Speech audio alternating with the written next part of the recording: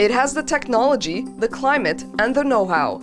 So it's no wonder the medical cannabis industry in Israel is flourishing. Thanks in part to budding business ties with Canada, which will officially legalize marijuana in October. Hundreds of millions of dollars in deals between companies in Canada and Israel have already been inked. With innovative products that can treat a range of health issues, from cancer to epilepsy to sleep disorders.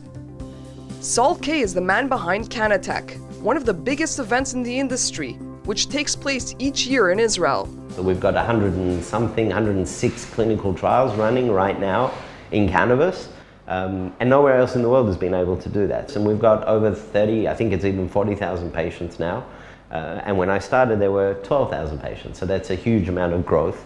Obviously with growth comes capital, and capital all over the world is looking at cannabis. Kay says Israel is the perfect place to experiment with cannabis. Not only is the climate ideal, but researchers are years ahead of their peers in most other countries.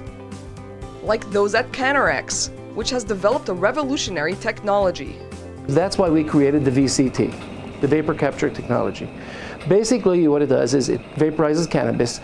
A gas plume comes out from the material that you've smoked, just like you'd inhale into your lungs. We then capture that gas plume, solubilize it down through a series of solubilization chambers, and make it into a very clean, efficient, very controlled liquid, which can be water soluble or oil based, however we choose to deliver it to the system.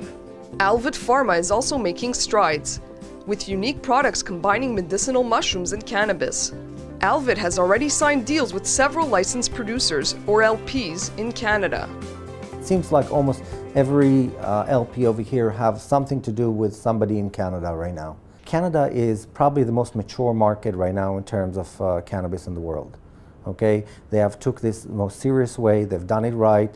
They legalized it correctly. They have opened the doors, in the public market for it. They've opened the public the possibility to invest in it. They've done everything right.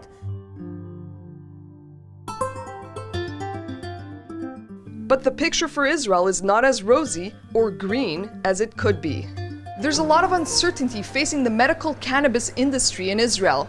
Though many foreign investors are interested in the products here, there are government regulations holding the export side of things back, something which many in the industry say could lose the country millions, if not billions, of dollars.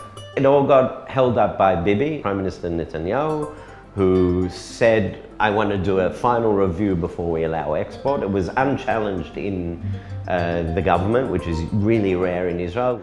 A third of my investors are Canadians, a third are Australian, a third are American. We need to be able to export to the other countries. Still, those in the industry have found creative ways to sidestep the bureaucratic and legal hurdles.